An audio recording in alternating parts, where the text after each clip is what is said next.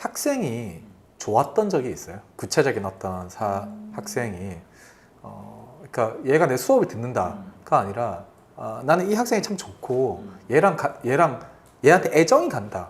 이런 느낌들을 받아보신 적 있는지 좀 궁금해요. 많죠. 그렇죠.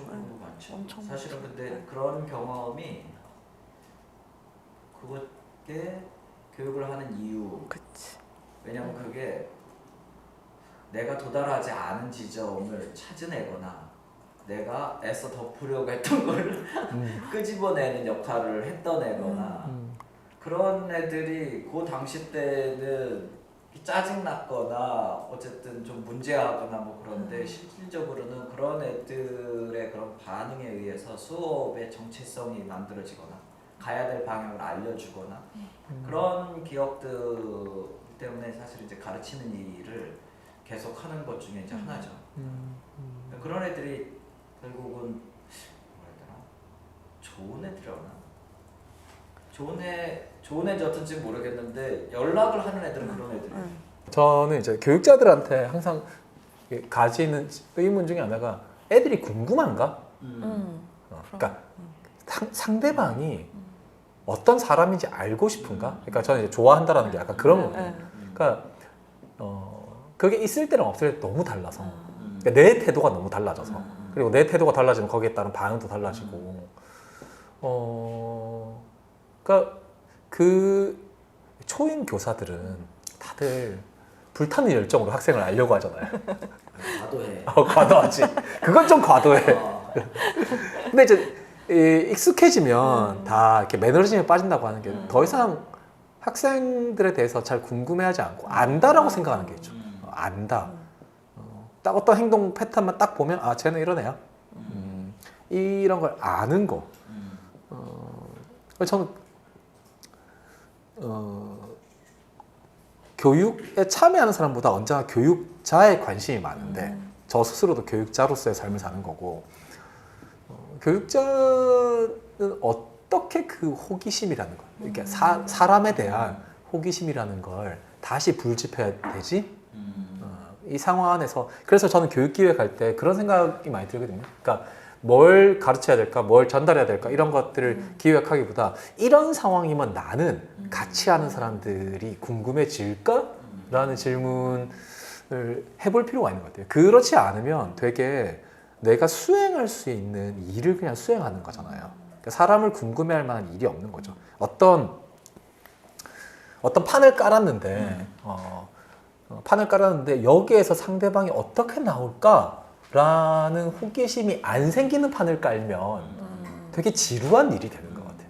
좀 교육 현장에 있는 사람들은 사람한테 관심이 많은 사람들이 더 많지 않을까? 뭐 물론 그냥 정말 이 학문이 좋아서 물론 깊이 있게 파서 거기에 전문가가 된 사람들도 있겠지만 모르겠어요. 제가 운이 좋아서 그런지 모르겠지만 제 주변에 교육하는 활동을 하는 사람들은 거의 다 사람을 좋아하는 것 같아요. 약간 개 같은 강아지 같은? 개 같다는 이상하고 개 같은 강아지들의 약간 그런 우리가 보편적으로 생각하는 강아지 성향, 개 성향과 고양이 성향이 있을 때 물론 고양이들도 아닌 고양이도 있겠지만 그냥 네 그래서 근데 결국에는 그런 매너리즘에 빠졌던 교사들도 그 초심으로 다시 돌아가 보는 과정을 겪으면서 그리고 아마 그 중간에 과정 중에 분명히 임채수 선생님도 그렇고 저도 그렇고 아직까지 연락하는 이런 친구들을 다시 만나면서 또 나의 그런 좋았던 이런 성공 사례 실패인지 하여튼 나의 그런 시간들을 다시 돌아보면서 또 다시 한번 새롭게 만나는 아이들한테도 또 관심을 가지게 되고 그러지 않을까. 저는 정확히 말하면 가르치는 마음, 교육자의 마음에 굉장히 관심이 많은 거고 뭐 요즘 시대 분위기를 놓고 보면 교육자의 외로움에 관심이 많은 것 같아요. 그러니까 참 교육자가 외로워지는 시대인 것 같아요. 왜냐하면 좋아하는 사람이 있으면 그러니까 뭐 나의 교육적 관계 안에서 내가 애정이 가고 좋아하는 사람이 있으면 사람이 그렇게 쓸쓸하진 않을 수 있을 것 같아요.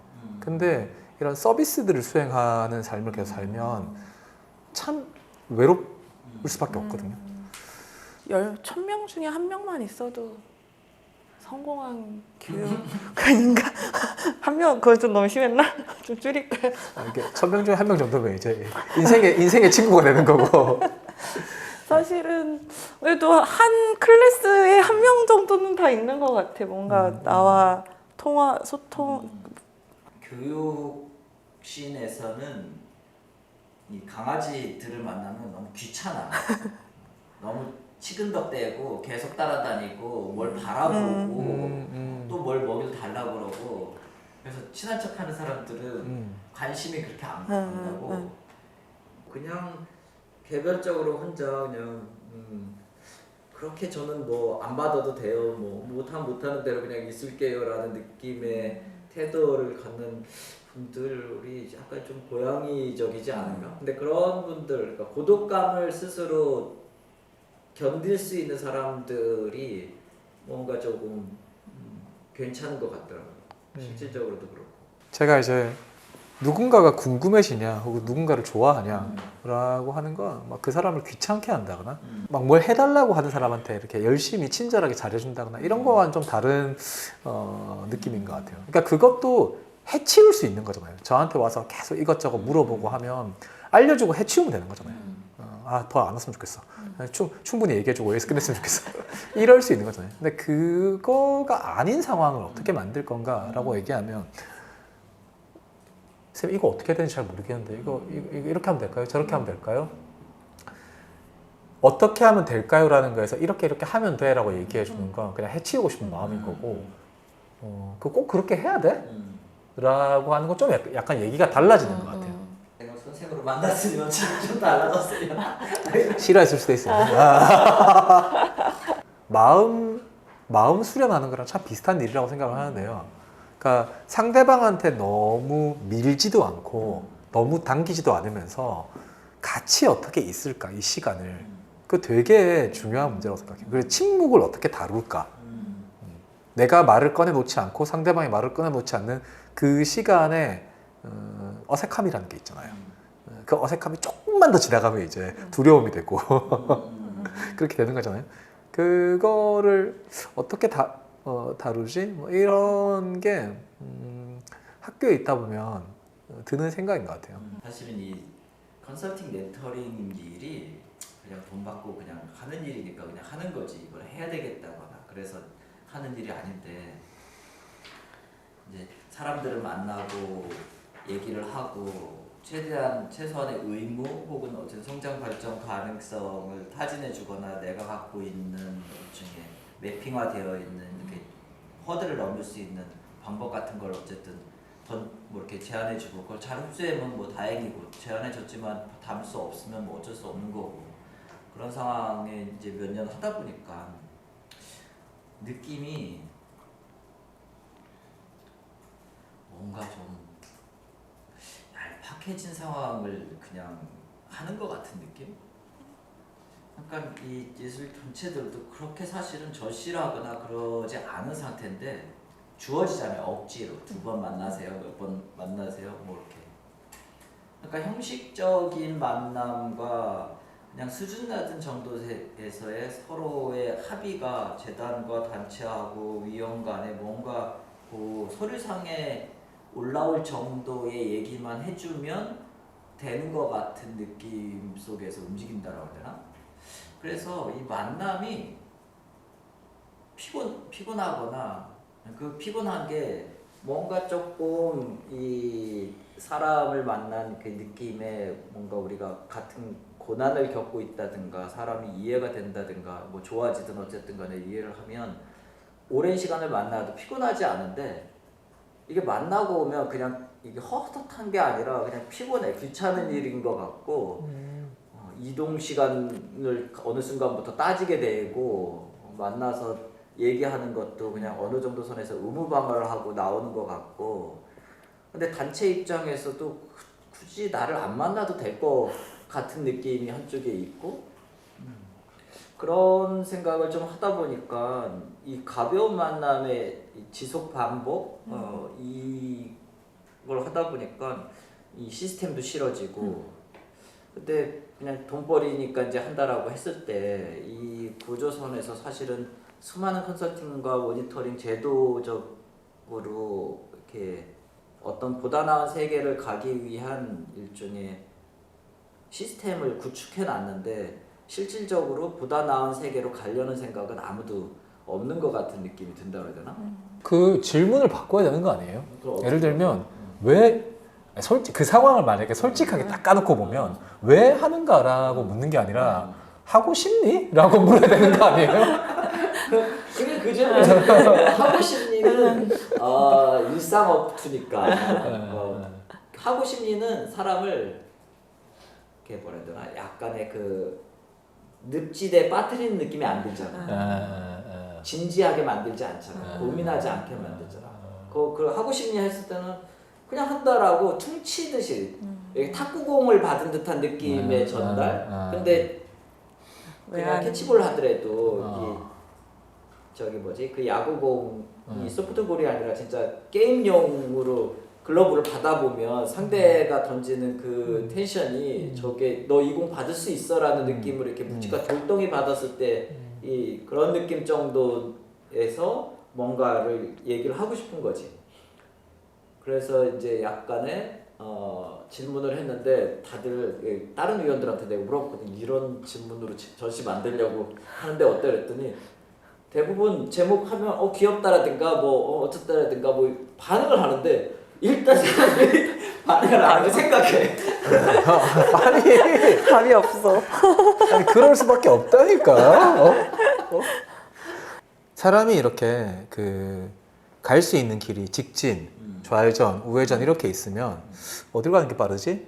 뭐 이럴 수 있어요. 예를 들면 여기서 강남으로 가야 되는데 양화대교로 갈까? 아니면 저기로 가서 마포대교로 갈까? 이렇게 길이 있으면 조금 더 생각을 정리해보기가 쉽단 말이에요. 근데 내 앞에 펼쳐진 게 그냥 광야예요, 광야. 어디로 가고 싶어? 라고 하면 모든 가능성이 다 열려 있잖아요. 약간 그런 질문을 마주한 것 같은 느낌이었었어요. 왜 하는가? 라고 했던 질문은 좀 그런 느낌에 가까웠어요. 왜냐면 이거 아주 깊게 들어가 보면 무엇을 한다는 걸 왜 유지하고 살아가지? 그러니까 나는 왜 살지? 공부는 왜 하지? 뭐 이런 정도까지. 그러니까 사는 건 뭐지? 뭐 이런 질문까지 가는 거고 그게 아니라 이제 아주 그 현상적인 수준으로 그냥 탁 올리면 돈 벌려고 하는 거지. 이렇게 딱 되고 이 간극이 좁으면 상관이 없는데 이게 엄청 넓어서 그래서 뭐 어떻게 보면 할 수 있는 대답이 너무 많은 질문 이라는 생각이 들더라고요. 그래서 나도 이제 묻고 여기저기 이렇게 하다 보면 반응이 일단 안 나오니까 내가 제목 잘못 적였나? 아니 제목을 잘못 지었다기보다 저는 사실 묻고 싶었던 게 뭐냐면 다른 사람이 왜 하는지 궁금하세요? 라는 게 묻고 싶었어요. 나는 다른 사람이 왜 하는지를 궁금하기보다는 그 문제를 얘기 안 하고 얘기하는 거는 무의미하다라는 입장 때문에 묻게 된 거지. 그것에 대해서 우리가 이런 나누는 자리 한 번 없이 그래서 그냥 돈 벌려고 하는 거면 돈 벌려고 하는 건데 그럼 어떻게 돈 버는 사람이 될 거냐로 얘기가 돼야 되는데 그런 일종의 수면 아래에 있는 것은 마치 우리가 서로 꺼내면 안 돼라든가 그거는 그냥 더 이상 얘기할 건덕지가 없는 주제를 굳이 얘기를 해서 어렵게 만든다거나 그런 토대에서 이 일을 하는 것이 의미가 있나? 혹은 이제 그런 걸 모르는 채로 뭔가를 알려준다라고 하는 게 관계성이 있어야 되는데 이 관계성을 얘기해주지 않고 가지벗기만 해주는 게 이 사람이 가려고 하는 지도를 그려준다. 그래서 앞뒤가 뭐 바뀐 것일 수도 있고 같은 얘기일 수도 있는데 이거 얘기 없이 이제 하는 것이 내가 이제 지루하다 아니면 나한테 의미가 없다. 저는 왜 하는지 다른 사람들이 궁금하더라고요. 그 질문을 보면서 이거에 대해서 다른 사람들은 뭐라고 답할까? 라는 게 궁금했는데 왜냐하면 단체들을 만나다 보면 안 하고 싶은데 하는 것 같네? 라는 느낌을 너무 많이 받으니까 어, 그러니까 이 왜 하는가라는 질문을 던졌을 때 그렇구나 이런 대답을 들을 거라고 상상하지 않아요. 그냥 사정을 알고 싶은 거예요. 사정을. 어떤 사정에서 이 일을 하는가. 그러니까 예술가의 작가로 살고 싶은데 작품을 파는 건 너무 어려운 일이니 일상적 수입을 얻기 위해서 이걸 하는가?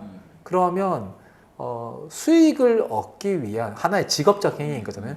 그러면 직업적인 이 행위에서 요구되는 어떤 태도나 윤리는 뭐지? 뭐 이런 질문들로 들어가 볼 수 있거든요. 그러니까 사실 저는 이 질문에 대해서 다른 사람의 생각이 궁금했던 건 대단한 어떤 탁견이나 철학적인 어떤 이게 아니라 그 사람들은 어떤 사정에 놓여 있는 거지? 솔직하게. 그게 제일 궁금했던 것 같아요. 그러니까 그거에 따라서 교육관이든 프로그램이 나온다고 생각하거든. 근데 그걸 모른 채로 뭔가 우리가 교육은 어때야 돼 이렇게 얘기하는 거는 다다를 수 없거나 가고 싶지 않은 것에 대한 얘기를 하는 것 같아가지고 그런 거죠. 네. 저는 되게 자기중심적으로 생각을 해서 이렇게 저도 제 자신한테 질문을 던져봤는데, 그러니까 이런 거예요. 잘 모르겠는 거예요. 잘 모르겠으니까 남이 궁금해지더라고요. 남도 나처럼 잘 모를까? 그냥 하는 걸까? 아니면 하면서 의미를 찾아가려고 노력하는 걸까? 아니면 그 노력조차도 없이 진짜 그냥 하는 걸까? 그러니까 그 중에 뭐가 더 좋다가 아니에요. 진짜 그냥 할 수도 있지, 인생이라는 게. 그냥 먹고 살아야 되니까 할 수도 있는데, 만약에 그런 경우라면, 그러면 그런 사람들한테 나는 전문가랍시고 무슨 말을 해야 되는 거지? 저 사실 특별한 애정은 없고요. 그냥 하는 건데요. 누가 이렇게 시크하게 얘기했어. 그러니까 그렇게 되어야 다음 얘기가 그럼 그 입장에서 뭔가 그치. 또 얘기를 네. 하거나 그래야 되는데 그런 사람한테 그 얘기 안 듣고 칙센 미아이의 몰입 이런 거 얘기하고 그러니까. 실러의 미처 체험 교육 이런 거 얘기하면 지랄하고 있네 이렇게 되는 거잖아요. 예술도 아니고 교육도 아닌 이 어중간한 대우받지 못하는 여기에 머무르는 이유의 처지에 있는 동업자로서 우리의 자리매김을 하기 위해서는 목소리를 어떻게 낼 거냐를 고민해야 되고 그런 자리가 아직 없기 때문에 어떻게 보여줘야 되는 문제가 전시라고 하는 형태고 그런 걸 좀 만들어가는 단계에 있다? 저는 약간 이 작업 자체가 이 인터뷰나 이 작업 자체가 일종의 현장 기반 연구처럼 느껴진단 말이에요. 그러니까 예술 교육 만약에 이 영상을 보고 이렇게 설동준이 예술 교육에 대해서 저렇게 말을 하는구나라는 걸 누가 보고 그게 그 사람한테 뭐 얼마나 영향을 주겠어요. 저보다 뭐 훌륭한 의견이나 책이 많이 있으니까 그런 거 큰 의미는 없다 생각하는데 그러니까 예술 교육이 뭐다 혹은 예술 교육이 어떠해야 된다 혹은 당위 말고라도 예술 교육에 대해서 이런 생각을 하고 있다라는 말 이전에 그 왜 하는 거라는 질문 때문입니다. 그 질문을 던지면 결국 그 사람이 놓인 그러니까 한 사람의 삶이 있잖아요. 예를 들면 박연희라고 하는 연주자에게는 연주자로서의 박연희, 교육자로서의 박연희 뭐 여러 형태의 삶이 있죠. 그 중에서 딱 예술 교육자 박연희만 딱 떼가지고 대답한다고 될 수 없는 문제인 거예요. 이 질문 자체가. 이걸 왜 하는지 이야기를 하려면 되게 많은 내 삶의 어떤 큰 덩어리에 대해서 꺼내놔야 되는 거고 함께 와야 돼서 함께 와야 되는 거죠. 그래서 제가 아까 사정을 아는 일이다라고 얘기했던 게 이제 그런 느낌에 가까운 거예요. 그러니까 요거에 대한 입장을 이야기한다기보다는 자기가 놓여있는 전체적인 사정을 이야기하는 일에 가깝지 않을까라는 생각이 들었던 거고 그러니까 그런 작업들을 모으면 그게 예술교육, 경기 문화예술교육 현장의 상황이 되겠죠.